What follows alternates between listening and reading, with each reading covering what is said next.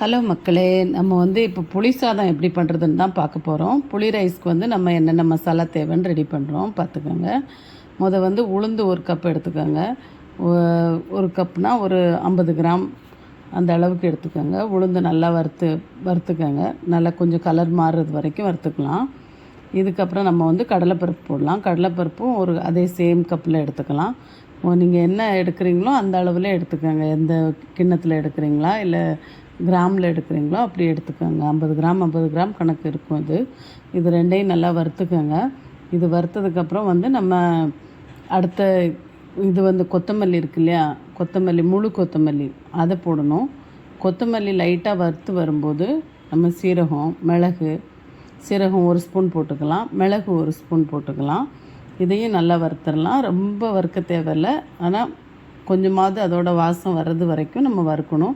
அதுக்கப்புறம் நம்ம மிளகாய் போட்டுக்கலாம். மிளகாய் லைட்டாக சூடானால் போதும். அது கருகி வறுக்க தேவையில்லை.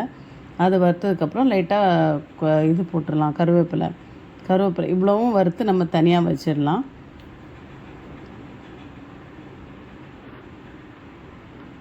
புளி ஒரு நமக்கு நான் இப்போ நிறைய பண்ணுறேன். உங்களுக்கு எவ்வளோ தேவையோ நீங்கள் பண்ணிக்கோங்க. புளி ஒரு கை நிறைய வர மாதிரி ஒரு பெரிய ஒரு ஆரஞ்சு பழ சைஸில் எடுத்து ஊற வச்சுக்கோங்க. அதுக்கப்புறமா அது கூட போடுறதுக்கு தாளிக்க வேண்டிய பொருளெல்லாம் கடுகு, உளுத்தம்பருப்பு, கடலைப்பருப்பு, சீரகம், காஞ்ச மிளகா, கருவேப்பிலை, இவ்வளோ பூண்டு நசுக்கி வச்சுக்கணும். இவ்வளோ தான் நம்ம தாளிக்க வேண்டியது. இப்போ அடுப்பில் பாத்திரத்தை வச்சுட்டு கடுகு தாளிச்சிடலாம். கடுகு போட்டதுக்கப்புறம் நம்ம மற்ற பொருள்லாம் போட்டுடலாம். கடுகு பொரிஞ்சதுக்கப்புறம் இப்போ நம்ம சீரகம் போட்டுடலாம். அப்புறம் உளுந்தம்பருப்பு, கடலைப்பருப்பு, காஞ்ச மிளகா, இது எல்லாமே ஒன்றா டக்குன்னு போட வேண்டியது தான். எல்லாத்தையும் ரொம்ப நேரம் வச்சுருக்க தேவையில்லை. பூண்டு நல்லா நசுக்கி வச்சுருக்கணும். அந்த பூண்டு நல்லா கலர் மாறுறது வரைக்கும் வதக்கணும். அது நல்லா வதங்கி வரும்போது நம்ம இந்த அரைச்சி வச்சுருக்கிற பொடியெல்லாம் போட்டுக்கலாம். இப்போதைக்கு கருவேப்பிலை போட்டு நல்லா வதங்கட்டும். இது எல்லாமே வதங்கி நல்லா வரணும். மிளகா கருக விடக்கூடாது. லைட்டாக போட்ட உடனே நம்ம கருவேப்பிலை போட்டோன்னா அது கருகாது. நம்ம எல்லாத்தையும் போட்டு இப்போ கொஞ்சோண்டு ஒரு கைப்பிடி அளவுக்கு நம்ம கடலை எடுத்து போட்டுக்கலாம். பீனட் போட்டால் அந்த டேஸ்ட்டு நமக்கு அது க்ரன்ச்சியாக கொஞ்சம் வாயில் கடிப்படும் போது நல்லாயிருக்கும்.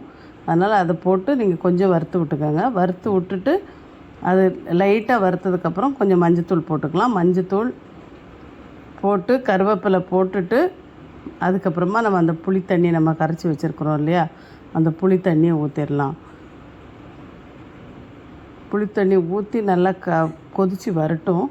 கொதிக்கிறதுன்றது ரொம்ப நல்லா கொதிக்கணும். ரொம்ப நேரம் நம்ம அதை இது பண்ணி விட்டால் தான் இந்த நம்ம வறுத்து வச்சுருக்கிற பொருளெல்லாம் பவுட்ரு பண்ணி சைடில் வச்சுக்கணும். இந்த தண்ணி ஊற்றி நல்லா கொதித்து நல்லா வரும்போது நம்ம அந்த பவுடர் எல்லாமே சேர்த்துக்கணும். உப்பு தேவையான அளவு போட்டுக்கலாம்.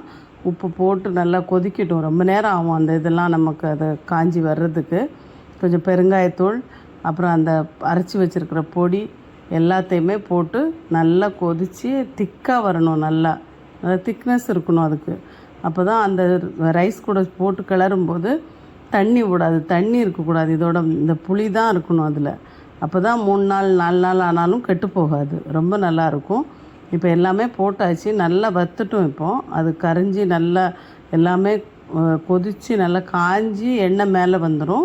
வெறும் அந்த புளியோட இது மட்டும் இருக்கும். இப்போ எல்லாமே ரெடி ஆகிடுச்சு. இப்போ பாருங்கள், ரைஸில் போட்டு நான் கிண்ட போகிறேன். இப்படி திக்காக இருக்கணும். இப்போ போடும்போது பாருங்கள் எப்படி இருக்குதுன்னு.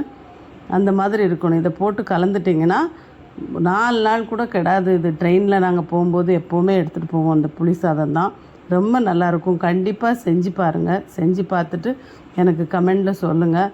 ரொம்ப டேஸ்டியாக இருக்கும்.